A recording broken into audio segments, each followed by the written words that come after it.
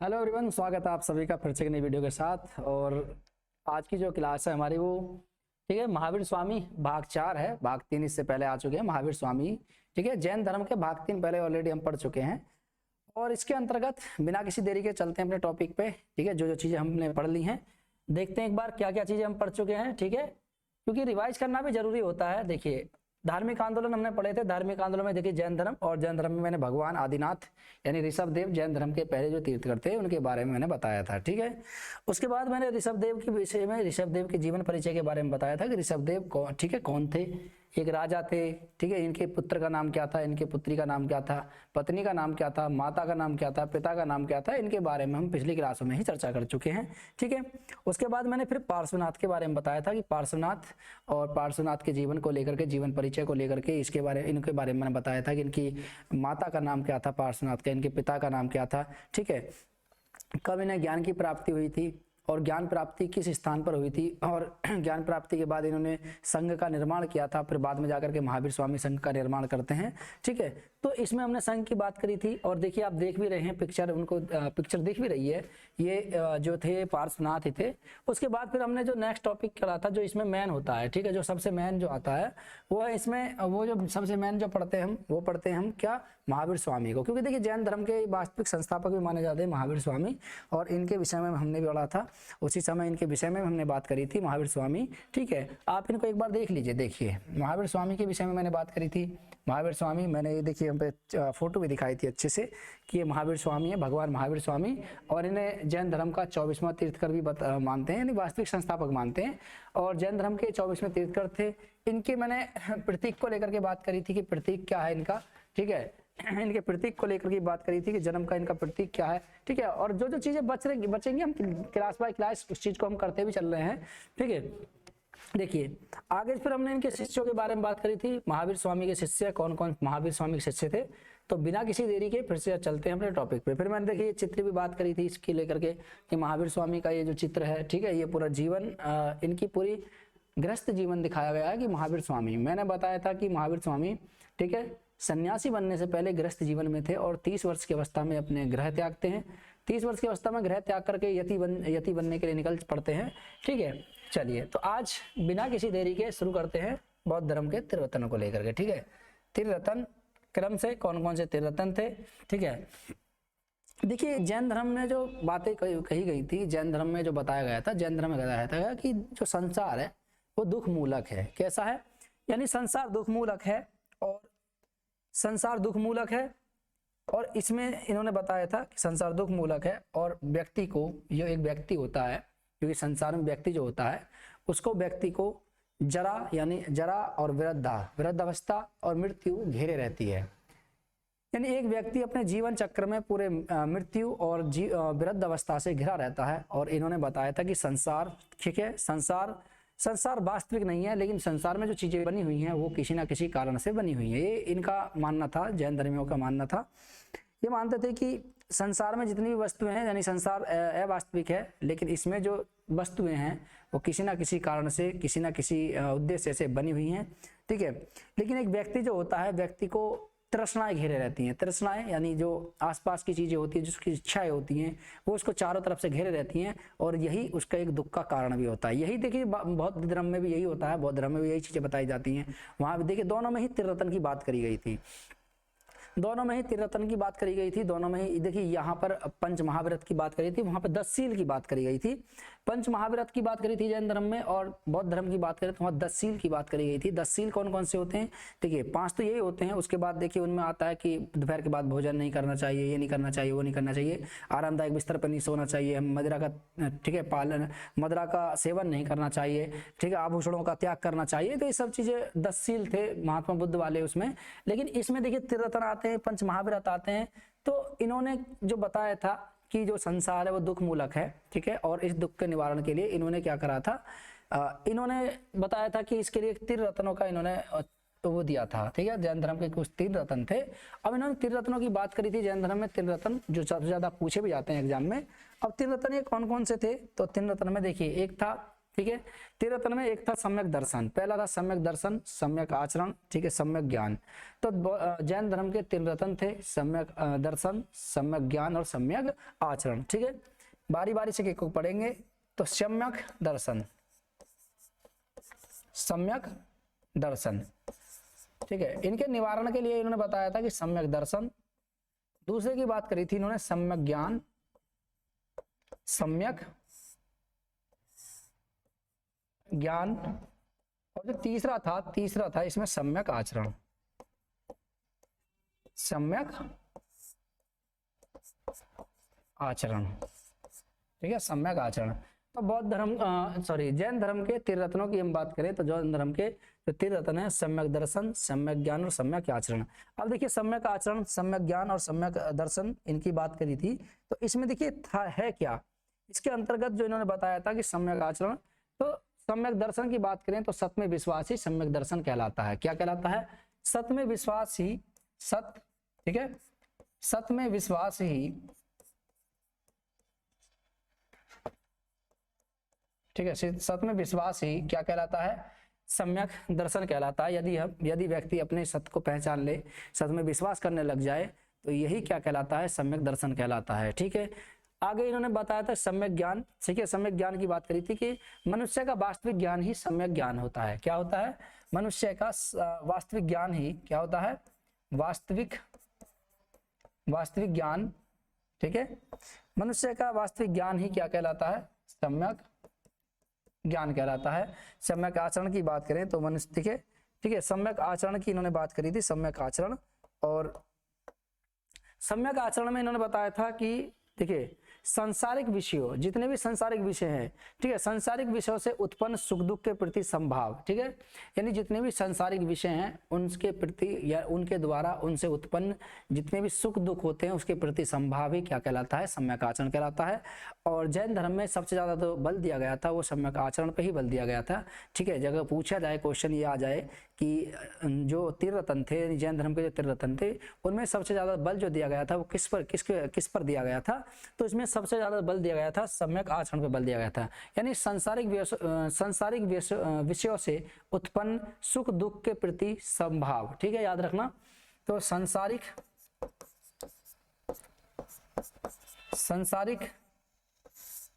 विषयों यानी ऐसे विषय जो संसार में मौजूद हैं, सांसारिक विषयों से, ठीक है, उत्पन्न,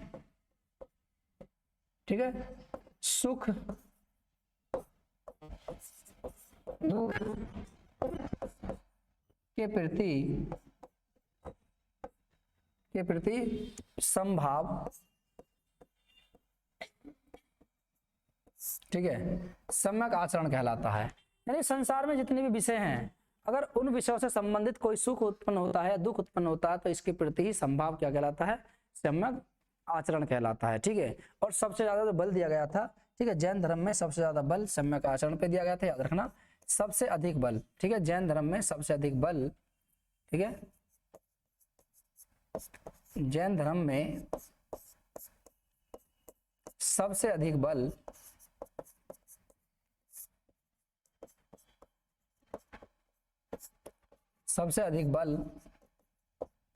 ठीक है, सम्यक आचरण पर दिया गया।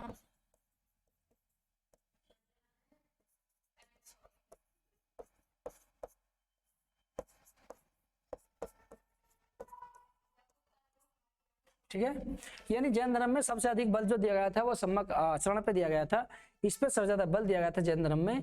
ठीक है, मैंने बताया ना कि संसार में जितनी वस्तुएं होती हैं, जैन धर्म में बताया भी गया था कि संसार में जितनी भी वस्तुएं होती हैं वो एक मनुष्य के दुख का कारण होती हैं। ठीक है, अभी भी देखिए आपने श्रृंगार रस पढ़े होंगे, श्रृंगार रस, ठीक है, श्रृंगार रस, करुण रस, हास्य रस, ये सब रस पढ़े होंगे। तो रस में एक रस के अंतर्गत जो आता है एक करुण रस आता है। करुण रस क्या होता है कि किसी प्रिय वस्तु के खो जाने, नष्ट हो जाने के कारण जो हमारे मन में जो दुख का भाव उत्पन्न होता है उसे हम क्या कहते हैं? करुण रस कहते हैं या वियोग रस कहते हैं। वियोग का मतलब होता है किसी के प्रति वियोग करना, यानी किसी के खो जाने पर उसके प्रति तड़पना, वियोग करना। ठीक है, उस चीज को सोच सोच करके वियोग करना, यही क्या होता है, वियोग रस या करुण रस होता है।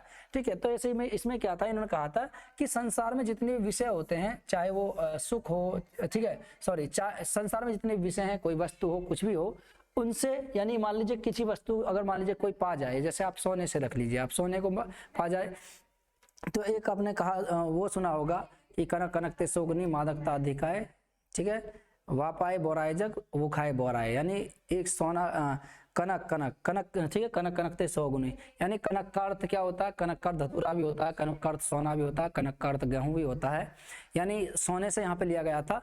तो इसने कहा था कि देखिए कनक जो होता है, कनक गेहूं, कनक धतूरा भी होता है और कनक सोना भी होता है, दोनों ही अगर किसी मनुष्य को पा जाए, यानी दोनों ही किसी मनुष्य को मिल जाए, तो एक को तो पाने से इंसान बोरा जाता है, यानी पागल हो जाता है, और एक को खाने से इंसान पागल हो जाता है। यानी अगर इंसान को सोना पा जाए तो उसमें वो अपने सामने किसी को नहीं समझेगा, उसको पा करके वो क्या हो जाएगा, बोरा जाएगा, यानी कहने का मतलब है वो बिल्कुल एकदम पागल सा हो जाएगा। अगर उसको ज्यादा सोना पा गया तो उसके वो अपने सामने किसी को नहीं समझेगा। ठीक है, तो सुख, ज्यादा सुख मिलेगा उसे, लेकिन सुख मिलने के बाद क्या होगा, फिर भी उसे घेरे रखेगा चारों तरफ। ठीक है, सांसारिक जो विषय होते हैं, सांसारिक विषय सुख दुख ये जितने भी होते हैं, ये इसके प्रति संभावी सम्यक आचरण होता है।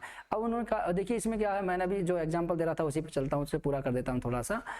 इसमें धतूरा भी था। धतूरा क्या होता है, धतूरा एक पदार्थ होता है जो खाया जाता है, जो पेड़ों पर लगता है।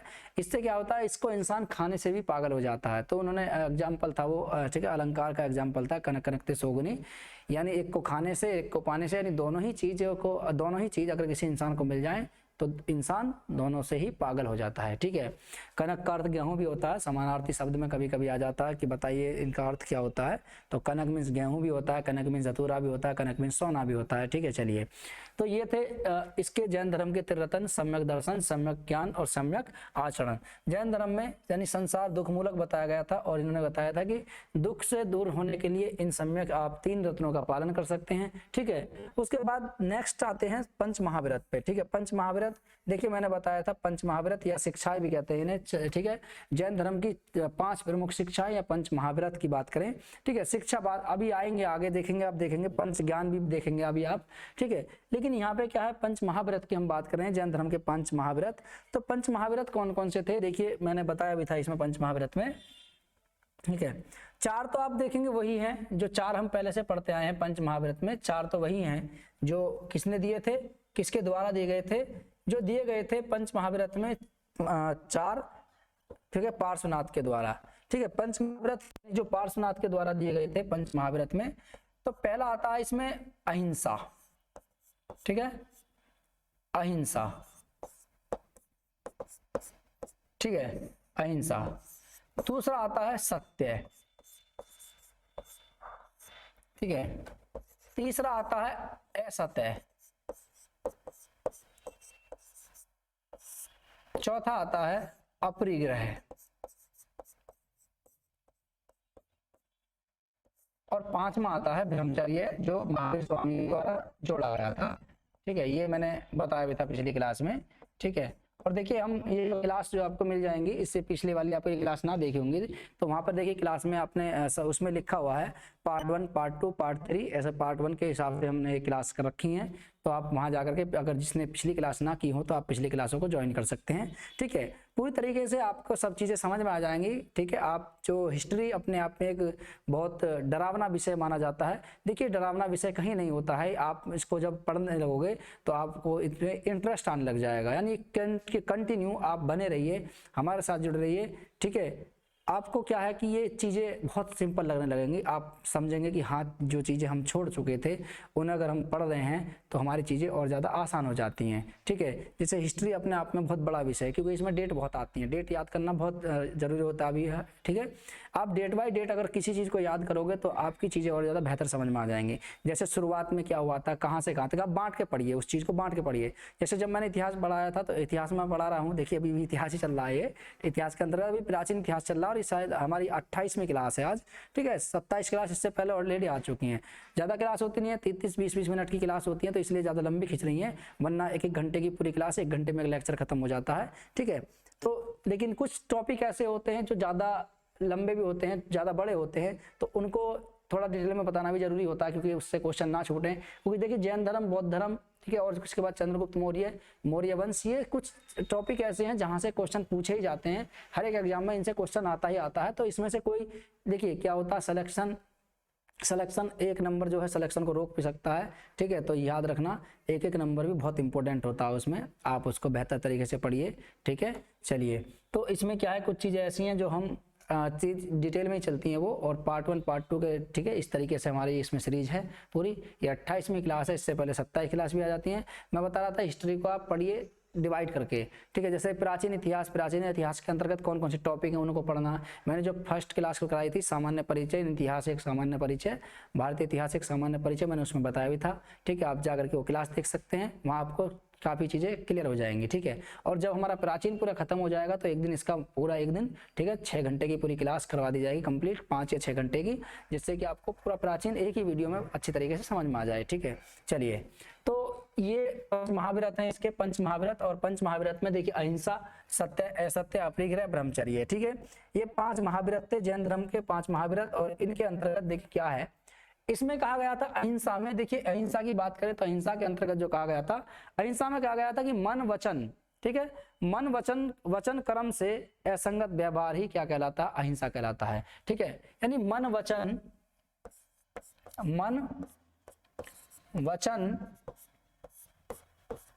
कर्म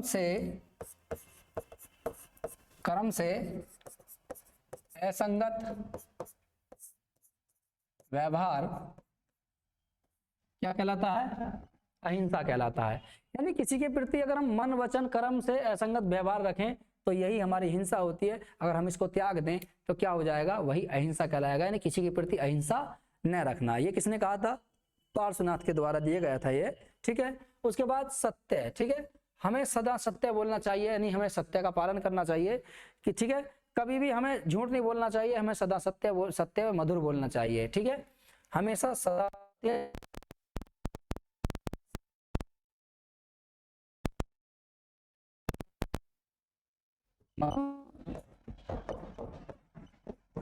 बोलना चाहिए। इसका मतलब यह था सत्य का, ठीक है। यानी हमें ऐसे वचन नहीं बोलने चाहिए, झूठ नहीं बोलना चाहिए, ठीक है, मधुर बोलना चाहिए। किसी के प्रति ऐसा नहीं बोलना चाहिए जिससे कि उसे दूसरे वाले व्यक्ति को क्या हो, दुख पहुंचे, ठीक है। यानी हमें हमेशा सत्य बोलना चाहिए, ठीक है। तो मधुर बोलना चाहिए। देखते हैं आप अभी भी प्रेजेंट में क्या देखते हैं कि कोई किसी को कोई मतलब ही नहीं रखता है ज्यादातर। सामान्यतः आप किसी से आसानी से बात करोगे तो हो सकता है दूसरा वाला आसानी से बात ना करे, ठीक है। तो हमें क्या है, मधुर बोलना चाहिए, सदा सत्य बोलना चाहिए, कभी भी झूठ का पालन नहीं करना चाहिए। तीसरा इन्होंने कहा था असत्य। असत्य का मतलब होता है कि हमें देखिए बिना अनुमति के किसी वस्तु को ग्रहण नहीं करना चाहिए, ठीक है। बिना अनुमति वस्तु ग्रहण नहीं करनी चाहिए और बिना आज्ञा के किसी घर में प्रवेश नहीं करना चाहिए, ठीक है। बिना अनुमति, ठीक है, बिना अनुमति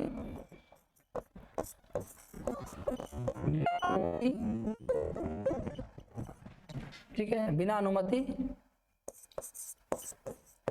किसी वस्तु को ग्रहण नहीं करना चाहिए,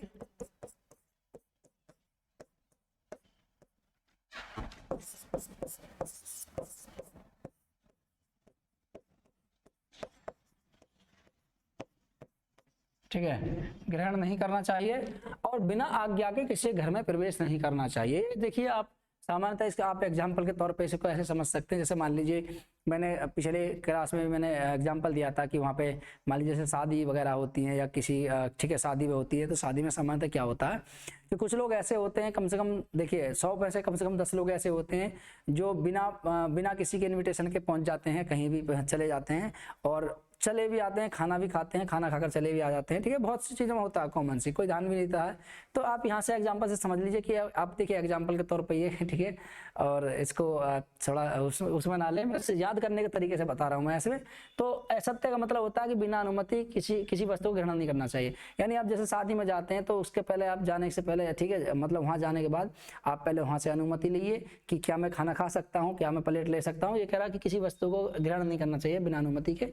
आप अनुमति लीजिए, देखिए जी मैं ऐसे ऐसे आ चुका हूँ और मैं यहाँ पर मुझे भूख लगी है, कुछ भी है, मैं खाना खा सकता हूँ क्या, अनुमति ले लीजिए। या ठीक है, बिना उसकी आज्ञा के उसके घर में प्रवेश नहीं करना चाहिए, यानी घर ही समझ लीजिए, उस समय जो करवा रहे थे वो कामकाज जो कर रहे हैं, वो जो वहाँ पे विवाह संपन्न हो रहा है वो भी घर ही समझिए। तो बिना अनुमति के किसी घर में प्रवेश नहीं करना चाहिए, इसका मतलब ये होता है। दूसरा इन्होंने कहा था अपरिग्रह, ठीक है, नहीं करना चाहिए, धन का संचय नहीं करना चाहिए। क्या नहीं करना चाहिए? धन का संचय नहीं करना चाहिए, याद रख, धन का संचय, ठीक है, संचय नहीं करना चाहिए, नहीं करना चाहिए, ठीक है। इन्होंने जो पार्श्वनाथ थे उन्होंने कहा था कि एक साधु सन्यासी को धन की क्या आवश्यकता है, यानी जो यति बनते हैं, सन्यासी बनते हैं, उनको धन की क्या आवश्यकता होती है। तो इन्होंने कहा था, इसमें कहा गया है कि हमें धन की कोई आवश्यकता नहीं है, धन का संचय नहीं करना चाहिए। एक सन्यासी को धन से क्या मतलब, एक मोह माया से क्या मतलब, क्योंकि मैंने देखिए उसमें बताया भी था, मैंने अभी जहाँ पर मैंने आचरण की बात करी थी, तो आचरण में बताया था कि सांसारिक विषय वस्तु जो होती हैं उनके प्रति सुख दुख जो होता है उसके प्रति संभावित सम्यक आचरण होता है। तो इन्होंने ये बात पहले भी कह दी थी और इसमें बताया, देखिए संचय नहीं करना चाहिए, धन का संचय नहीं करना चाहिए, ठीक है, किसी प्रकार की संपत्ति नहीं रखनी चाहिए। दूसरा ब्रह्मचर्य, ठीक है, इसमें क्या था कि बिना अनुमति के, यानी किसी नारी से संसर्ग नहीं करना चाहिए, ठीक है, किसी नारी से वार्तालाप नहीं करना चाहिए बिना अनुमति के, बिना उसकी अनुमति के, ठीक है, बिना अनुमति के, बिना अनुमति के, बिना अनुमति के किसी नारी से, नारी मतलब ठीक है, किसी नारी से वार्तालाप नहीं करना चाहिए,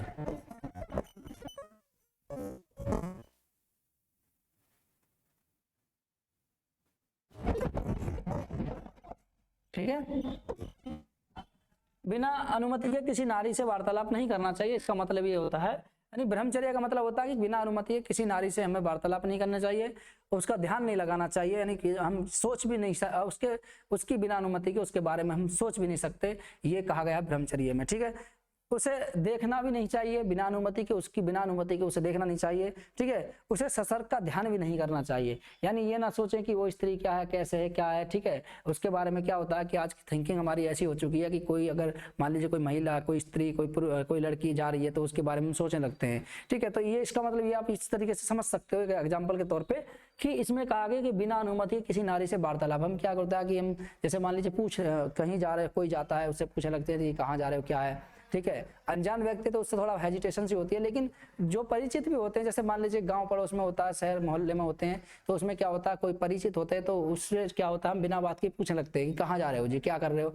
स्त्री की बात करें तो स्त्री में पूछने लगते हैं कहाँ जा रही हैं जी, आप कहाँ क्या करने जा रहे हो, ठीक है। तो इसमें वार्तालाप के बारे में सोचते हैं, फिर चली जाती है वो निकल के उसके बारे में सोचने लगते हैं कि अरे कहाँ जा रहे होंगे, कैसे क्या कर रहे होंगे।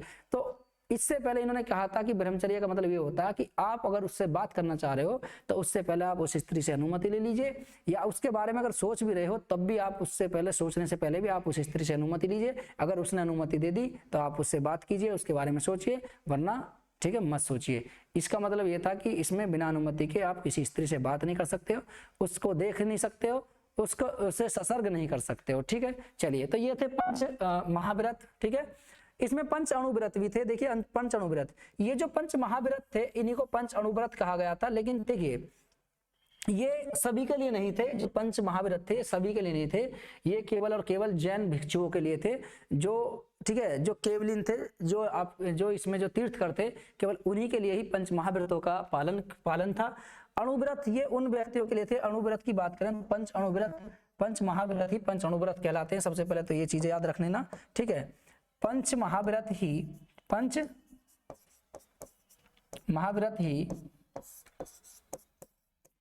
ठीक है, क्या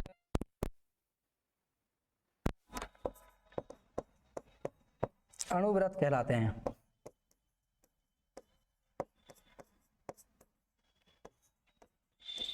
ठीक है। पंच महाव्रत ही पंच अणुव्रत कहलाते हैं। सिर्फ देखिए डिफरेंस थोड़ा सा इसमें इतना है कि ये जो पंच अणुव्रत थे ये उन व्यक्तियों के लिए, उन जैनियों के लिए थे जो गृहस्थ जीवन में रह करके जिन्होंने जैन धर्म की शिक्षा ग्रहण करी है, या जैन भिक्षु बन चुके हैं, ये उनके लिए थे पंच अणुव्रत। ठीक है, याद रखना। पंच महाव्रत किसके लिए थे? पंच महाव्रत जैन भिक्षुओं के लिए थे।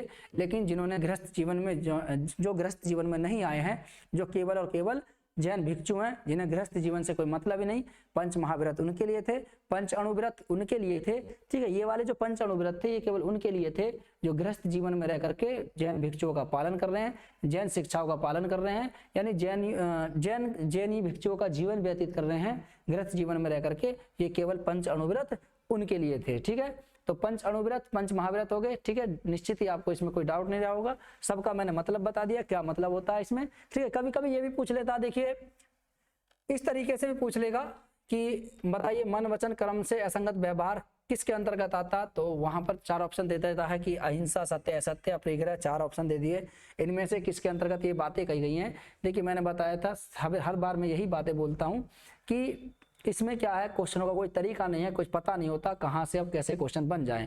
पहले तो क्वेश्चनों का तरीका निश्चित थे कि ऐसे सामान्य से बेसिक से क्वेश्चन आएंगे जी, कोई बात नहीं, हो गया। अब कंपटीशन हार्ड होता जा रहा है, दिन प्रतिदिन हार्ड होता जा रहा है। ठीक है, आप सोच रहे होंगे कि आप अब तैयारी कर रहे हैं, तो देखिए आप खुद सोच लीजिए कि जब आप तैयारी कर रहे हैं तो आप जैसे बहुत लोग तैयारी कर रहे होंगे, वो भी आपके सामने कंपटीशन में ही बैठेंगे जा करके।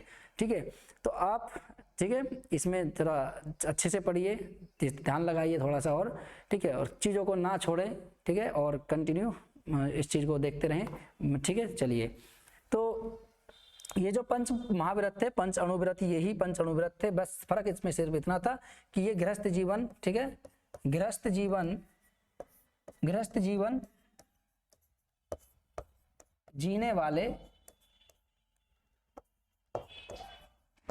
जीने वाले जैन भिक्षुओं के लिए थे। ठीक है,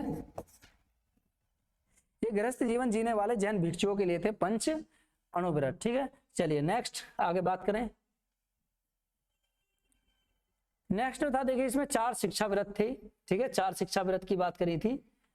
तो जैन धर्म में 4 शिक्षा व्रतों का भी पालन किया गया था, 4 शिक्षा व्रत जो दी गई थी। ठीक है, 4 शिक्षा व्रत में इन्होंने कहा था 4 शिक्षा व्रत कौन कौन सी 4 शिक्षा व्रत थी, थोड़ा जगह मिल जाएगी। ठीक है,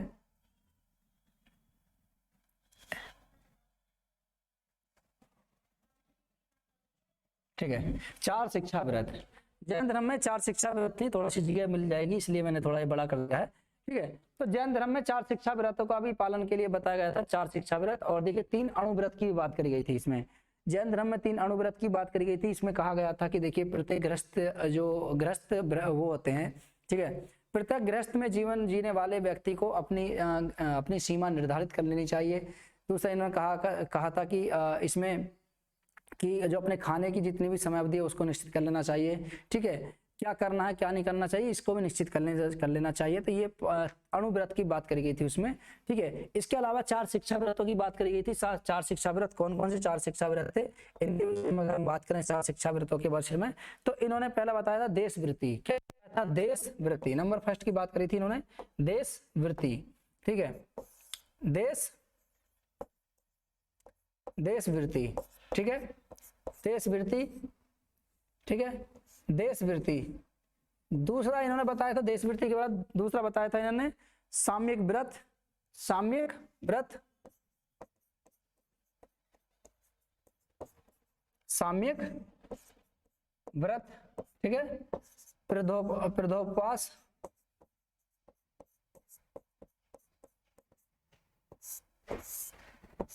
ठीक है, प्रदोपवास। अच्छा, प्रदोपवास।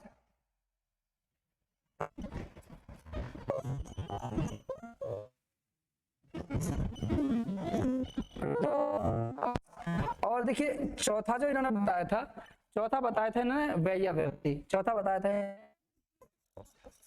वेश्यावृत्ति। ठीक है, चौथा इन्होंने बताया था वेश्यावृत्ति। अब इसके अंतर्गत देखिए, इसके अंतर्गत हम बात करें तो इसके अंतर्गत है क्या। ठीक है, देखिए देशवृत्ति का मतलब होता है, ठीक है, देशवृत्ति का मतलब होता है किसी देश की सीमा से आगे न जाना। ठीक है, देशवृत्ति का अर्थ बताया था इन्होंने जैन धर्म में, देशवृत्ति का अर्थ बताया था कि किसी देश की सीमा से आगे न जाना। ठीक है, किसी देश किसी देश की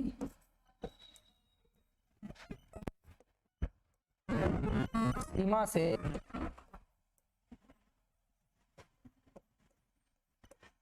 आगे न जाना। ठीक है, देश विरक्ति का अर्थ होता है कि किसी देश की सीमा से आगे न जाना। ठीक है, ये इसके अंतर्गत बताया गया था। दूसरे ने बताया था कि दिन में 3 बार ध्यान लगाना चाहिए। सामयिक व्रत का अर्थ होता है कि दिन में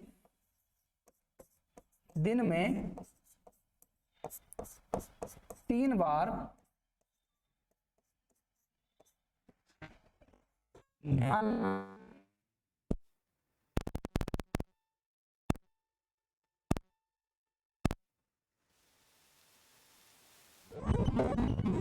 ठीक है, इन्होंने कहा था दिन में 3 बार ध्यान लगाना चाहिए। सामयिक व्रत का अर्थ होता है कि दिन में प्रत्येक व्यक्ति को जो जैन भिक्षु होते हैं उनको दिन में 3 बार ध्यान लगाना चाहिए, अवश्य है, ये ध्यान लगाना अवश्य है। इसका अर्थ इसमें जो बताया था इन्होंने कि जो व्यक्ति दिन में 3 बार ध्यान लगाएगा, इसके लिए इन्होंने 4 शिक्षा व्रतों का बताया था कि पहला क्या था, देशवृत्ति, यानी किसी देश की सीमा से आगे न जाना। यानी प्रत्येक व्यक्ति जो व्यक्ति होते हैं उसको एक मैंने बताया था भी 3 अणु व्रत के अंतर्गत कि एक गृहस्थ जीवन जीने वाले व्यक्ति को एक अपनी सीमा निर्धारित कर लेनी चाहिए, उस सीमा के अंतर्गत उसे क्या कार्य करने हैं।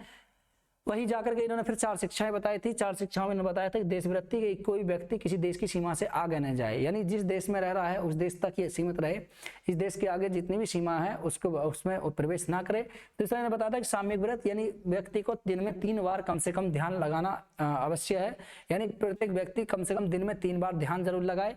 ठीक है, दूसरा इन्होंने आगे बताया था कि उपवास और व्रत करना चाहिए। प्रदोपवास का मतलब होता है उपवास और व्रत करना चाहिए।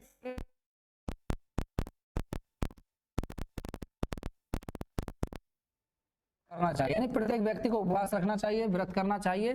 ठीक है, और वैयावृत्ति का अर्थ बताया था इन्होंने कि दान पूजा करनी चाहिए, यानी किसी व्यक्ति को ठीक है व्यक्ति को दान भी देना चाहिए और दान के साथ साथ ठीक है पूजा भी करनी चाहिए। ठीक है, पूजा करनी चाहिए। ठीक है, ये किसके अंतर्गत बताया गया था, ये बताया गया था वैयावृत्ति के अंतर्गत। ठीक है, तो दान भी देना चाहिए, पूजा भी करनी चाहिए, ये वैयावृत्ति के अंतर्गत था। ये बताए थे क्या, 4 शिक्षा व्रतों में। तो जैन धर्म की प्रमुख 4 शिक्षाएं थी, जिनमें से पहला था देशवृत्ति, किसी देश की सीमा से आगे न जाना। सामयिक व्रत, दिन में 3 बार ध्यान लगाना चाहिए। फिर उपवास व्रत करना चाहिए। और आगे बताए थे इन्होंने वैयावृत्ति यानी दान पूजा, वैयावृत्ति यानी दान पूजा करनी चाहिए। किसको करनी चाहिए, एक व्यक्ति को दान पूजा भी करनी चाहिए। ठीक है, उपवास व्रत करने चाहिए, दान पूजा करनी चाहिए। तो ये थी जैन धर्म के 4 प्रमुख शिक्षाएं। नेक्स्ट आगे बात करें। ठीक है, जैन धर्म में मतभेद। देखिए जैन धर्म की बात करें तो जैन धर्म को लेकर के कुछ मतभेद हो गए थे। इससे पहले आप थोड़ी सी देखिए, थोड़ी सी जैन धर्म में मतभेद से पहले थोड़ी सी चीजों को हम समझ लेते हैं। ठीक है, तो जैन धर्म के मतभेद को करने से पहले थोड़ी सी चीज समझते हैं। देखिए क्या था, जब महावीर स्वामी जीवित थे तो इनके समय में इनके 11 अनुयायी थे। कितने अनुयायी थे, महावीर स्वामी के जीवन काल में। ठीक है,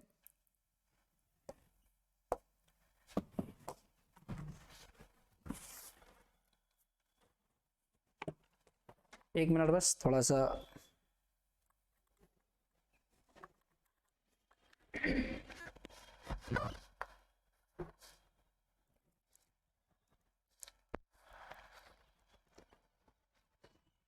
देखिए, जब महावीर स्वामी जीवित थे, महावीर स्वामी के जीवन काल में, ठीक है, महावीर स्वामी के जीवन काल में, महावीर स्वामी के जीवन काल में, जीवन काल का मतलब है जब महावीर स्वामी जीवित थे, तो महावीर स्वामी के जीवन काल में इनके 11 अनुयायी थे। कितने अनुयायी थे, 11 अनुयायी थे।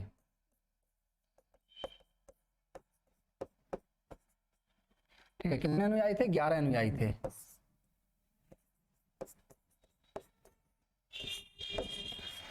इन 11 अनुयायियों को लेकर के इन्होंने कुछ संघ की स्थापना करी। किसकी स्थापना करी थी, एक संघ बनाया। इन 11 अनुयायियों को लेकर के एक संघ का निर्माण किया। और संघ में जो 11 अनुयायी थे इनको गणधर कहते थे। ठीक है, जो ये 11 अनुयायी थे इनमें से प्रत्येक को गणधर कहते थे। क्या कहते थे, गणधर, गणधर। ठीक है, जो ये 11 अनुयायी थे इनमें से प्रत्येक को गणधर कहते थे। और इन्होंने इन 11 अनुयायियों को लेकर के महावीर स्वामी ने एक संघ बनाया था। अभी मतभेद से थोड़ा पहले चल रहे हैं क्योंकि मतभेद बाद में होगा, सॉरी मतभेद हो जाता है इनको लेकर के, हाँ ठीक है मतभेद भी हो जाते हैं, ठीक है। तो महावीर स्वामी के जीवन काल में ही चलते हैं। तो महावीर स्वामी के जीवन काल में क्या हुआ था कि इन्होंने, ठीक है, 11 अनुयायियों को लेकर के इन्होंने कुछ यानी एक संघ की स्थापना करी और संघ के जो सदस्य होते थे इनको गणधर कहते थे। अब इन्होंने प्रत्येक जो गणधर था, ठीक है,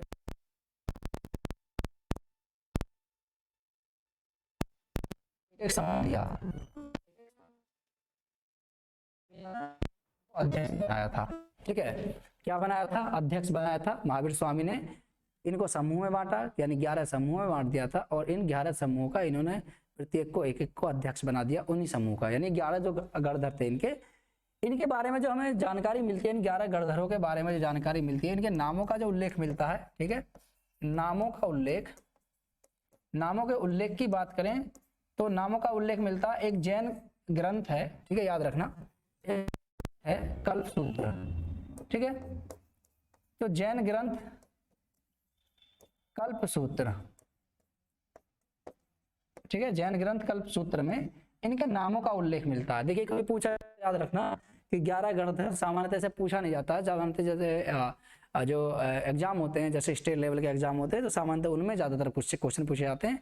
लेकिन एसएससी का भी आजकल देखिए कोई पता नहीं है लेवल कितना है क्या नहीं है, लेवल का कुछ पता नहीं होता। लेवल इसमें यह है कि एसएससी चाहे तो नॉर्मली क्वेश्चन भी पूछ लेती है और कभी कभी तो ऐसे क्वेश्चन पूछ लेती है कि पता ही नहीं चलता कि कहाँ से क्वेश्चन पूछ लिए, ठीक है। तो वो डिटेल में माने जाते हैं कि डिटेल से क्वेश्चन पूछे गए हैं, ठीक है। अभी आप देखोगे कम से कम आपको जीएस के देखिए जितने भी क्वेश्चन आते हैं, ठीक है, तो उनमें से आपको मिलेंगे, ठीक है, जिससे ज्यादातर जो मिलेंगे आपको डिटेल में से कम 8 या 9 क्वेश्चन तो ऐसे मिले जाएंगे जो डिटेल में आएंगे और हो सकता है सामान्यतः और भी ज्यादा इनकी संख्या बढ़ जाए, ठीक है। जीके में एसएससी की जीके जो होती है, ठीक है। चलिए, तो इनके जो नामों का उल्लेख मिलता है वो कल्पसूत्र में इनके नामों का उल्लेख मिलता है, ठीक है। और इनके 11 नामों की अगर हम बात करें, 11 जो अनुयायी थे जिनमें से जो प्रत्येक जो आता है, ठीक है, जैसे कि इसमें से कुछ थे प्रमुख, जैसे इंद्रभूति, वायुभूति, अग्निभूति, ठीक है, सुधर्मन, ठीक है, मैत्रेय। तो कुछ इस प्रकार से कुछ कुल मिलाकर के 11 गणधर थे, ठीक है। इंद्रभूति, वायुभूति, तो इंद्रभूति और सुधर्मन ये दो ही व्यक्ति ऐसे थे जो जीवित रहे थे। बाकी सबकी मृत्यु महावीर स्वामी के जीवन काल में ही हो गई थी, यानी जब महावीर स्वामी थे तभी इनकी मृत्यु हो गई थी। बाकियों की केवल दो ही बचे थे, नाम था इनका इंद्रभूति और सुधर्मन। ये 2 ही गणधर बचे थे, बाकी सबकी मृत्यु 9 की मृत्यु महावीर स्वामी के समय में हो गई थी, ठीक है। तो ये चलिए इसको बाद में करेंगे, अभी आएंगे जब इसके संप्रदाय को लेकर के, संप्रदाय से जुड़ा हुआ थोड़ा सा ये पहला मतभेद को देख लेते हैं। देखिए महावीर स्वामी को ज्ञान, महावीर स्वामी त्यागा था कै वर्ष की अवस्था में? महावीर स्वामी ने गृह त्याग करा था 30 वर्ष की अवस्था में, ठीक है, 30 वर्ष की अवस्था में।